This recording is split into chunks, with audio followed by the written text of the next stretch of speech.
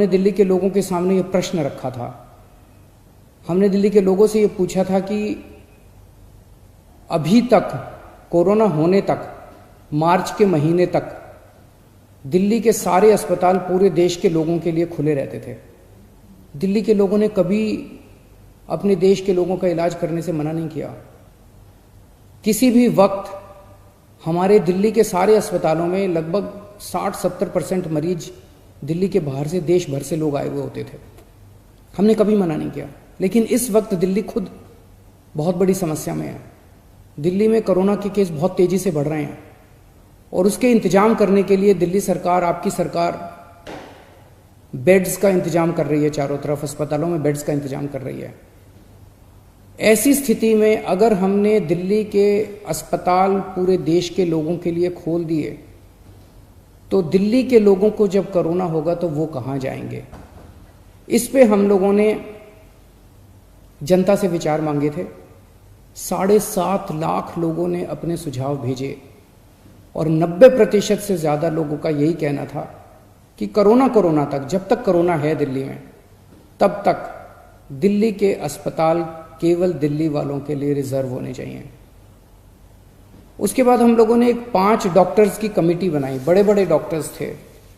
Doctor Mahesh Verma vice chancellor हैं IP university के, doctor Sunil Kumar medical director हैं जीटीबी हॉस्पिटल के, डॉक्टर अरुण गुप्ता ये प्रेसिडेंट हैं दिल्ली मेडिकल काउंसिल के, डॉक्टर आरके गुप्ता ये एक्स प्रेसिडेंट हैं दिल्ली मेडिकल एसोसिएशन के, डॉक्टर संदीप बुद्धिराजा ये ग्रुप मेडिकल डायरेक्टर हैं मैक्स हेल्थ केयर के।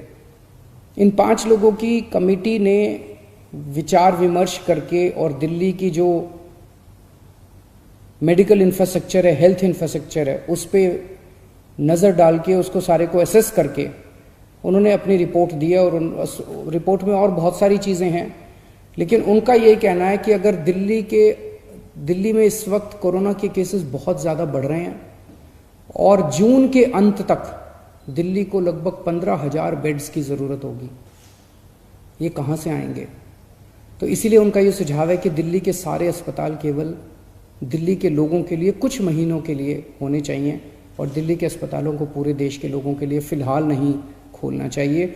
उन्होंने ये कहा है कि अगर सबके लिए खोल दिया तो 3 दिन के अंदर आज जो 9,000 बेड दिल्ली सरकार ने कोविड के पेशेंट्स के लिए रखे हैं, ये मात्र 3 दिन के अंदर भर जाएंगे।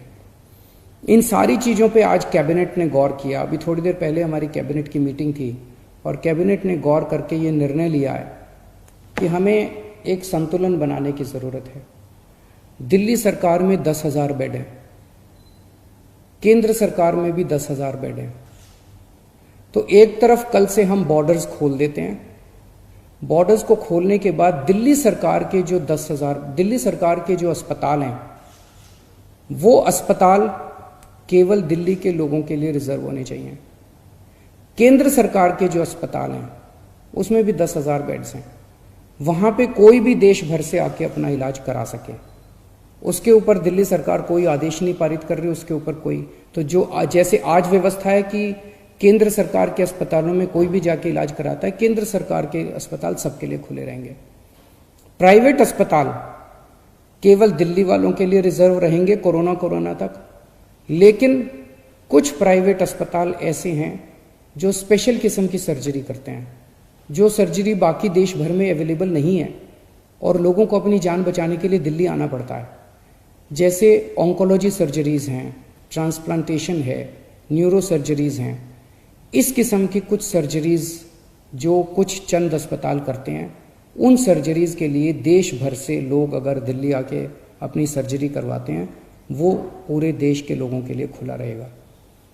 तो मुझे लगता है कि ये एक बैलेंस है जिसमें दिल्ली वालों के हितों की भी रक्षा होगी और देश भर से अपने जो नागरिक दिल्ली आके अपना इलाज कराना चाहते हैं, उनके हितों की भी रक्षा होगी।